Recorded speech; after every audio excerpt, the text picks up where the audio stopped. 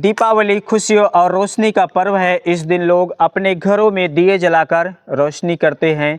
लेकिन अगर दिवाली से एक दिन पहले ही किसी के घर का दिया हमेशा हमेशा के लिए बुझ जाए तो उसके लिए पूरी दुनिया कितनी अंधकारमय हो जाएगी, वह लोग कितने सदमे में होंगे, इसके बारे में अंदाज़ा लगाना बहुत कठिन है। एक लड़का इंटर में पढ़ने वाला जो दीपावली की छुट्टी पर अपने घर आया था और दीपावली से 2 दिन पहले धनतेरस के दिन अपने घर के बाहर दरवाजे की साफ सफाई कर रहा था, तभी गांव के कुछ युवक पहुंचते हैं उसके पास और उससे पूछताछ करते हैं इस साफ सफाई के बारे में, उसके द्वारा किए जा रहे कार्य के बारे में। तब वह लड़का जवाब देता है कि दीपावली का पर्व है, साफ सफाई रहेगा तो ठीक रहेगा। इसके बाद वह लोग उस लड़के से कुछ बातें करते हैं, फिर चले जाते हैं। लेकिन वह लड़का काम निपटा कर फिर शाम को खुशीपूर्वक खाता पीता है, आराम से सोता है। दूसरे दिन सुबह उठने के बाद जब वह ब्रश कर रहा था तब भी वही युवक आकर उसे चारों तरफ से घेर लेते हैं और उनके हाथों में लाठी डंडा और हथियार होते हैं। उनको देखकर लड़का इरादे को भांप लेता है और वह घबरा कर भागने लगता है। लोगों से बचाओ बचाओ की गुहार लगाता है। उस लड़के की आवाज़ जब तक लोगों के कानों में पहुंचती, लोग समझ पाते कि आखिर माजरा क्या है, कौन है, तब तक सामने का जो दृश्य होता है उसे देखकर लोगों की चीखें निकल जाती हैं, क्योंकि उस चिल्लाने वाले लड़के का सिर तन से जुदा हो चुका था। बेटे को इस अवस्था में देखकर मां बेसुध हो जाती है और होश में आने पर अपने बेटे का कटा सिर लेकर सीने से लगाकर बिलखती रहती है।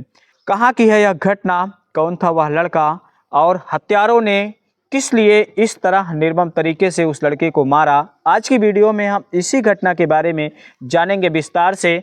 नमस्कार, स्वागत है सच्ची घटनाओं पर आधारित क्राइम स्टोरी के इस नए एपिसोड में। आज की जो सच्ची घटना है वह उत्तर प्रदेश राज्य के जौनपुर जिले के गौरा बादशाहपुर थाना क्षेत्र के अंतर्गत पड़ने वाले कबीरुद्दीनपुर गाँव की सच्ची घटना है।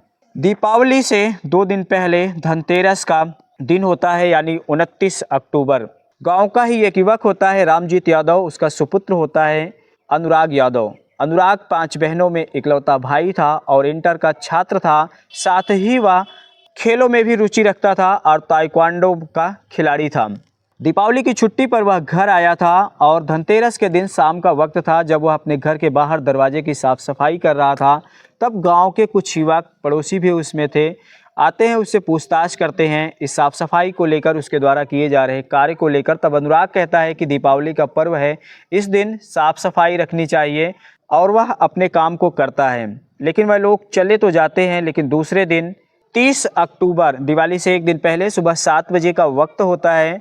वह लड़का मंजन कर रहा था, तभी जो शाम को पूछने आए थे युवक, वह और उसका एक पड़ोसी होता है रमेश यादव, जिसके पिता का नाम होता है लालता यादव। लालता यादव के बारे में बताया जा रहा है कि वह दरोगा हैं।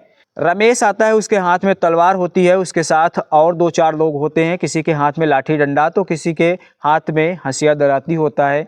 आते ही अनुराग को चारों तरफ से घेर लेते हैं।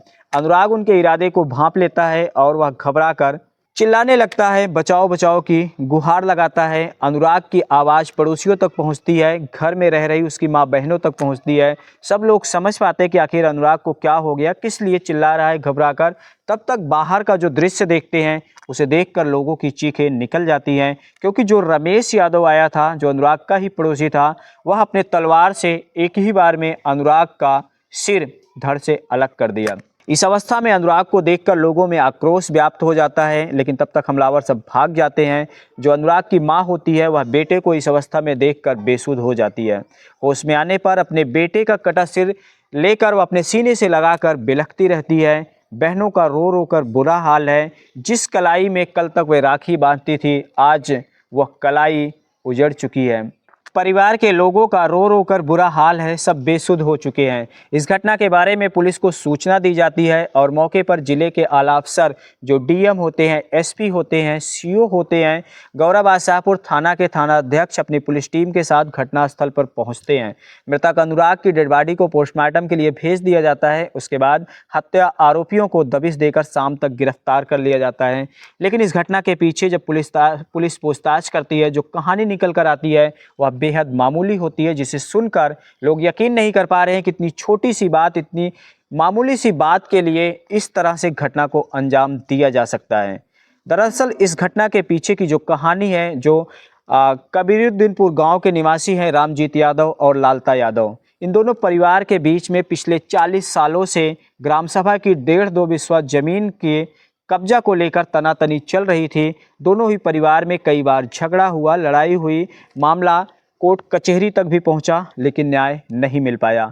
इसी को लेकर जो अनुराग है, जिस पर साफ सफाई कर रहा था, उसे रोका लालता यादव के परिवार ने, लेकिन अनुराग नहीं माना तो दूसरे दिन उसकी जघन्य तरीके से हत्या कर दी गई है। इस घटना को देखते हुए गौरा बादशाहपुर थाना के एक सब इंस्पेक्टर और 2 हेड कांस्टेबल को निलंबित कर दिया जाता है और साथ ही इलाके के जो लेखपाल है जगमोहन यादव, उन्हें भी निलंबित कर दिया जाता है। जो कानून गो हैं उनके ऊपर कार्रवाई करने के लिए शासन को पत्र लिखा जाता है। लेकिन परिवार पूरी तरह से रामजीत का उजड़ चुका है, जो कि पहले से ही गरीब प्रवृत्ति का था। और जो हमलावर थे लालता यादव, उन्हें बताया जा रहा है कि वह दरोगा है और अपने पद और पावर का दुरुपयोग करके पुलिस को मनमाने तरीके से रामजीत यादव के घर पर टार्चर करवाते थे और जो भी मामला दर्ज होता था उसे दबवा देते थे, जिसके कारण मामला तह तक पहुंचने से पहले ही रुक जाता था। लेकिन आज जब एक होनहार छात्र की हत्या हो चुकी है, तब प्रशासन की नींद खुली है। वह होनहार छात्र अनुराग यादव, जिसने चंदौली में इंडो नेपाल इंटरनेशनल ताइक्वांडो प्रतियोगिता में कांस्य पदक जीता और नोएडा में ओपन नेशनल में सिल्वर मेडल भी जीता, उसके कोच यकीन नहीं कर पा रहे हैं इस घटना को लेकर। उन्हें यकीन नहीं हो रहा है कि एक होनहार छात्र जिसे कल तक मैं प्रशिक्षण देता था, आज वह इस दुनिया में नहीं है। इस घटना को सुनकर उनकी भी आंखें भर आई और इस एक घटना ने पूरे उत्तर प्रदेश का ध्यान अपनी तरफ खींचा। जब यह खबर सोशल मीडिया के जरिए समाचार माध्यमों से लोगों तक पहुंची, तो लोग सरकार से एक ही सवाल कर रहे हैं कि क्या हमेशा एनकाउंटर और बुलडोजर को लेकर सुर्खियों में रहने वाली उत्तर प्रदेश की सरकार उन बूढ़े माँ बाप को न्याय दिलवा पाएगा जिनके बुढ़ापे की लाठी छिन गई है? उन 5 बहनों को न्याय दिलवा पाएगा जिनको गुमान था अपने इकलौते भाई के ऊपर, जिसके कलाई में कभी वह राखी बांधती थी, जो अब सूनी हो चुकी है? क्या उन्हें न्याय मिल पाएगा? क्या उन हत्या आरोपियों को घर बुलडोजर चलेगा? क्या उनका भी एनकाउंटर होगा? यह सब तो बाद में देखा जाएगा। लेकिन इस घटना के संबंध में जौनपुर के एसपी अजय पाल शर्मा का कहना है कि हत्या आरोपियों से 40 साल पहले से जमीन का विवाद चल रहा था, जिसके कारण अनुराग यादव की हत्या की गई है। अभियुक्त को हिरासत में लेकर पूछताछ की जा रही है और आगे की विधिक कार्रवाई जारी है।